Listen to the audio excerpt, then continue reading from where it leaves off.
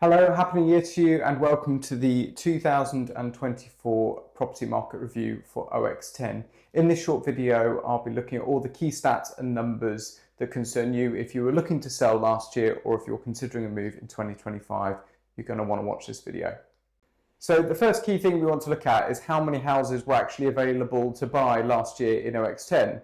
And that answer is 1,202 properties. And today, there is about 16% more properties available today on the 1st of January 2025 than there was on 1st January 2024. So this year, there looks like there's going to be more choice for buyers and more competition if you're actually going to go on the market. So the next thing I want to look at is sales agreed. Now, this looks at how many houses were actually on the market that actually got changed to sale agreed according to Rightmove. That number is 41%, which feels extremely low. The national average is about 50%.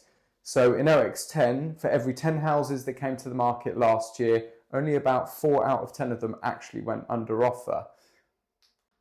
So the next thing I want to talk about is marketing. So this is going to look at all the stats with regards to actually marketing property, and all of these numbers are taken from Rightmove, provide lots of data to the property industry with regards to viewing numbers and how people actually buy property online. So the first number is 70%.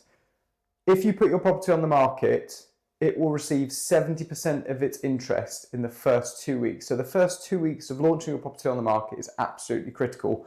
Why only 2 weeks? Well, it's because of Rightmove alerts.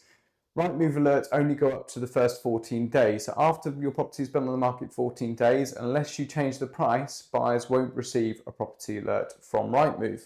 Second number is 2. Rightmove did some research, and that's how many seconds you've got for your property to get a buyer's attention. 2 seconds, not long, is it? So the next number is 17. Now nationally, they did some research and they found that's the average number of viewings it took for a property to go under offer. Next number is 28. Now, if you launched your property at the correct price, that's the average number of days it took from the day you launched to the day you go under offer. It's 28. Now, if you have to reduce your price of your property, that number goes up nearly 2.5 times to 72 days. The last number is 145%. If a property is launched on the market with professional photography, floor plans, a video, and the exact location of that property correctly, it will receive 145% more interest versus a property that doesn't have all those things.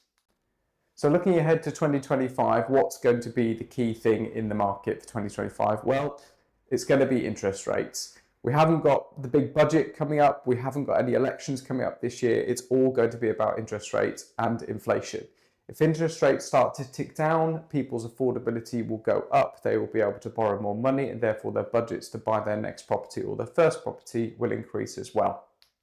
So if you are planning to go on the market this year, what should you do? Well, first thing you should do, and the most important thing to do, is to maximize the value of your property. How do you do that? Well, you need to choose a good estate agent that's going to tick all those boxes with regards to marketing your property to get the maximum exposure. You need to get your launch price correct so that in the first 2 weeks you get the maximum amount of impact from your launch. You also need to present your property in a way that buyers are going to find appealing. Who are you trying to sell your house to? Is it families? Is it first-time buyers? Is it downsizers? These are the critical things you need to look at with regards to maximising the value of the property. Second thing is do your research. That applies to actually selling your property, but also buying a property.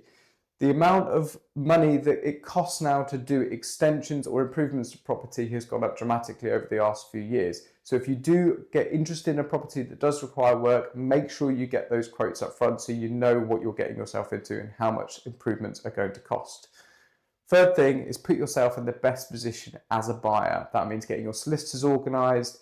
That means having your finances sorted out with a mortgage advisor. And it also means actively going out there and speaking to estate agents and viewing properties. If you put yourself at the front of the mind of estate agents when you're actively looking as a buyer, when they go and see a property, they will be walking around that house, appraising it, but also potentially thinking of you as the next owner. That's it from me, and I wish you all the best for 2025. And if you do want any advice or you are considering a move locally, then please do feel free to get in touch.